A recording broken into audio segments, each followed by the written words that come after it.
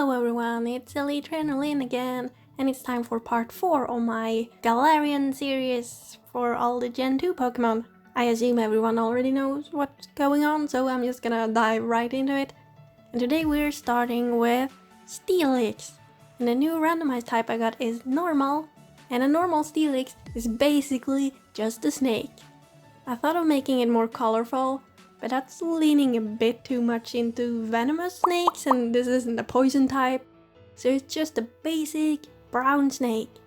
And it's still like massively big, it just doesn't like to dig like regular Steelix. Over to Snubbull, and the new type is Ice. And Snubbull is already partly based on a bulldog, so I'm going to continue on the dog theme and make it an Arctic type of dog breed, you know, those bred for snowy areas. So its fur is longer and it's a light color to help better blend in with the snow, kind of. And it evolves into Granbull, who can get massively big and is sometimes mistaken for a Yeti kind of monster, but it's actually a really nice Pokemon. It often carries around wood to give to cold travelers so they can light a fire and not freeze to death, because they're really nice. No one is freezing to death on Granbull's watch. Next Pokemon is Quillfish, the spiky spike Pokemon, and the new type is Grass. There is actually a lot of grass things that are round and spiky, but I decided to go with a cactus, rolling around in the desert, because the water it lived in dried out, so it had to learn how to survive on land. And it's not used to just walking like a regular animal, so it started rolling around on the spikes. And next Pokemon is Scizor. The new type is Dark. It's kind of the same, but less nice. It prefers being alone and often abandons its trainer if it deems them too weak to train them.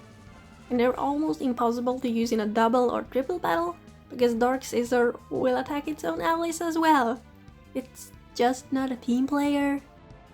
And now it's Chuckle time. New type is Ice. It's considered a rare Pokemon, but it's actually pretty common. It just spends most of its time inside its shell, so people just mistake them for icy rocks. And they just think they're rare because they can't see them, even though they're kind of everywhere. And we're moving over to Heracross. The new type is Electric.